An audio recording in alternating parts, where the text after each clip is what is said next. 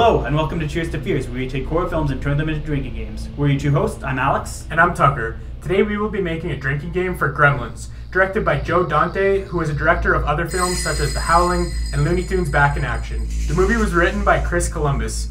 Columbus seems like a very strange choice as a writer, but you can see some similarities between Gremlins and some of the other things he has directed, such as the first two Harry Potter movies and the first two Home Alone movies. Now, these do not really have much of a horror element involved, as some people would know, but he actually went on to be an executive producer for the first two Robert Eggers movies, The Witch and The Lighthouse. In Gremlins, Mr. Peltzer, an inventor, finds the perfect Christmas present for his son, Billy. What is that? Mogwai. Mr. Peltzer found a Mogwai, an adorable furry little creature, and this one is named Gizmo. There are only 3 simple rules for Mogwai. Do not put them in bright light, especially the sunlight. Do not put them in water, and never, ever let them eat after midnight. In typical movie fashion, all 3 of these rules are bound to be broken. Billy now has to deal with the effects of not listening to the rules, and it is now up to him to save Christmas for the entire town. Now, onto the spoiler warning. Of course, we will be touching on spoilers from here on out. That means if you have not yet seen the movie, we recommend that you take our drinking rules posted on screen now and watch the movie for yourself, as the movie is much more enjoyable in its entirety. Now, let's move on to the rules. So obviously our first rule is death. What else is new? This movie, it resulted in 5 sips for this rule. Yeah, there wasn't too much. Some of them were great deaths and some of them were okay. There was the racist old man getting killed by his own snowplow, which he's like, oh, it's now replaced with foreign parts from Gremlins or whatever. And not to mention the most satisfying Mrs. Deagle death. Oh yeah. That was, I think, one of my favorite deaths I've seen in recent time, I think. Well, yeah, probably because she was such a hated character. Oh yeah, you love to hate this character. But yeah, just her just getting thrown out of the house from her, electric chair, just going up the house, straight out of the window. Yeah. And it's worth mentioning that Chris Columbus's original script was a lot more brutal than what we saw. Like, the Gremlins killed the dog, they decapitated the mom and threw her head down the stairs, and the Gremlins ate people in McDonald's. Yeah, I guess one thing to mention is I fully expected the dog to die in this movie. Yeah, for sure. I feel like just the way that it's set up, especially with recent horror movies, like, what have we reviewed recently? Rob Zombie, some of the Conjuring movies, all the dogs die. Yeah, unfortunately, it's true. But obviously that's not the case that we got, and they just did that to make it more PG friendly, I guess. Yeah.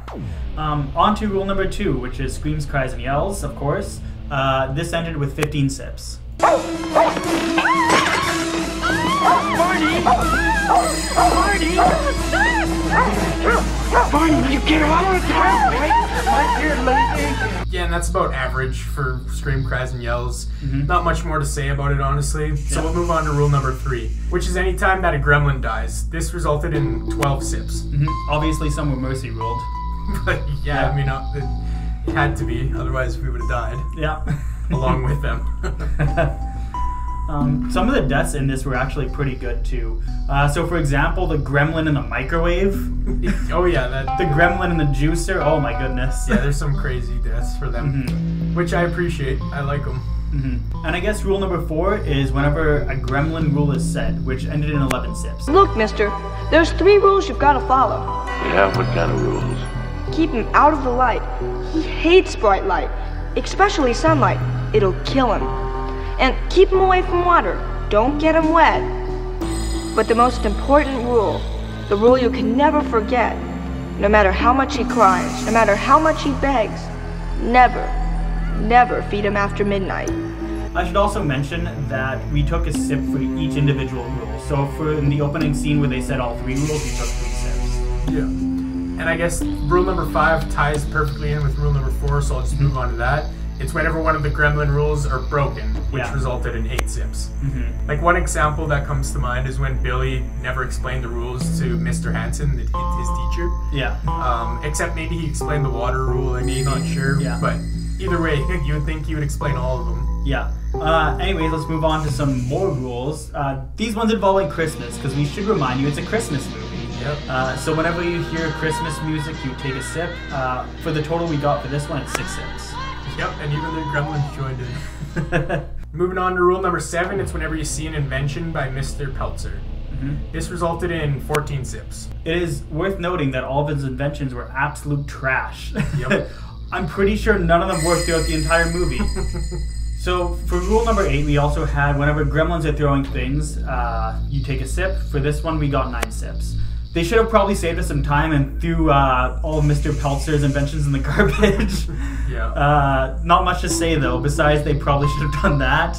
Yeah, so we'll just move on to rule number 9, which is whenever the word Christmas is said. And this happened a lot more than any of the other rules, and it resulted in 35 sips.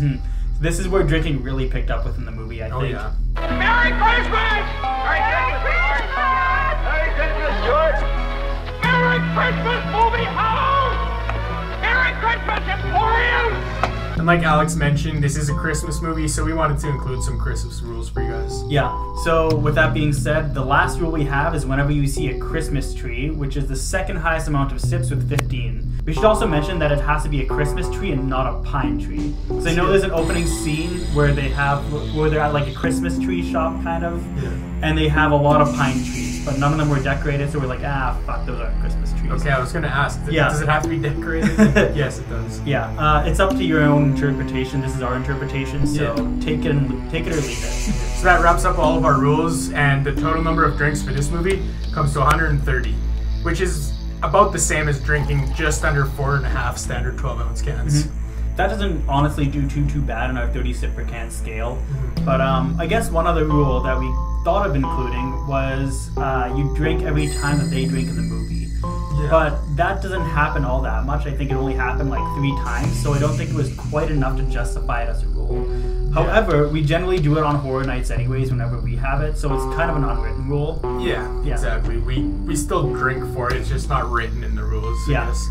And one of the rules that you definitely shouldn't sleep on is whenever Christmas is said. Oh, yes. Because it happens, I think it was 35 times we said, and it's a pretty high number. It's definitely what makes this, it takes it up a level for the drinking game. One of my favorite scenes involving Christmas is when they're giving backstory on why, I forgot the female character's name, but onto why she hates Christmas.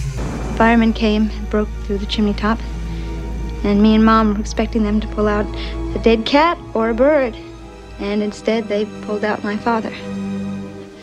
She hates Christmas because her dad died in a chimney, and they left that in, but it was very ambiguous if it was supposed to be a funny or like horror scene.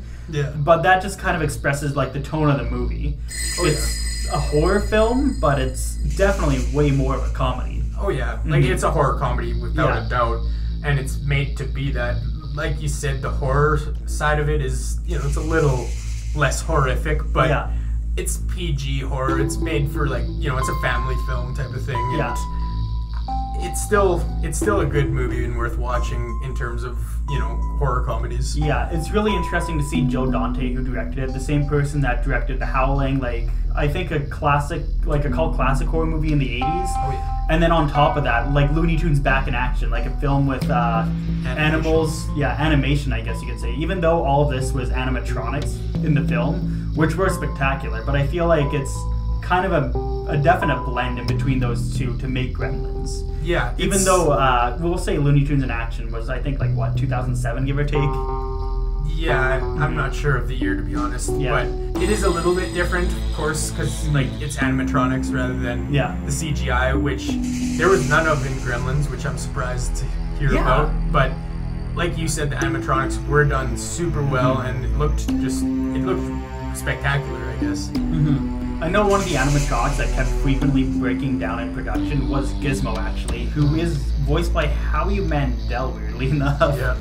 If you even want to call it much of a voice. It was just a few lines here and there, pretty much. Yeah, I guess. But Gizmo was actually supposed to be Stripe in the film as well, but they changed it in the script just to kind of give it more of a feel of a gremlin that you can kind of like relate to and attach to, and still kind of call like cute throughout the whole movie. And it really worked in the film's favor, I feel. Oh yeah, I agree. And fun fact about Gizmo is that was the name that I used in Laser Quest every time that I went. I would always put my name as Gizmo. Yeah. Just goes to show that I really loved this movie as a kid, I guess. Yeah, it's your laser tag name. Yeah. I guess mentioning kids, it transitions into this being basically a very kid-friendly movie. Oh yeah, for sure. Yeah. Besides the original script, I feel like this is besides the original script, I feel like this is one of the better kid-friendly horror movies for sure. Oh yeah, I definitely agree.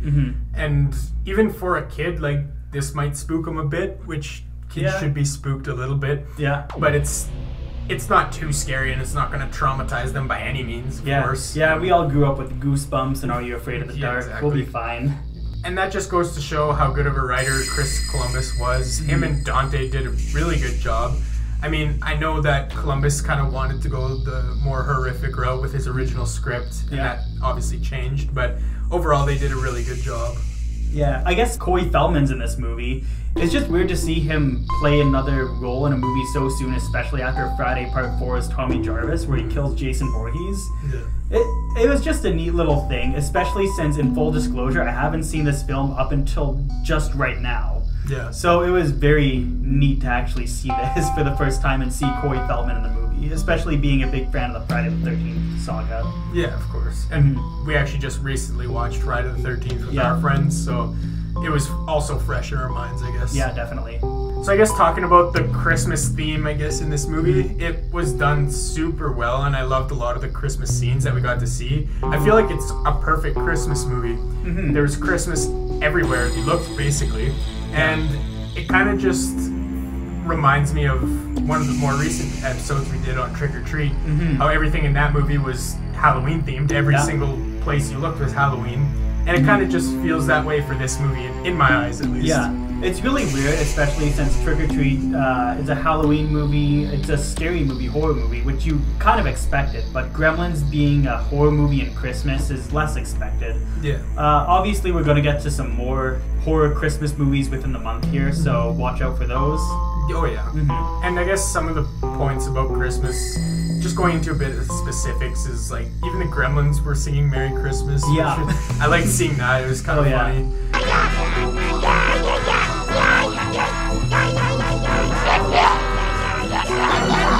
Going into that, the Gremlins singing Merry Christmas and all of this, they were the best part of the movie by far, I feel. Oh, absolutely. Yeah, just the way that they inflicted their words. It's just like childish humor almost, but it was so hilarious. Yeah, I agree. Yeah. And that's the thing, you think of it more of a comedy than you do a horror movie. Just especially with like the Gremlins, they aren't scary, they're adorably weird.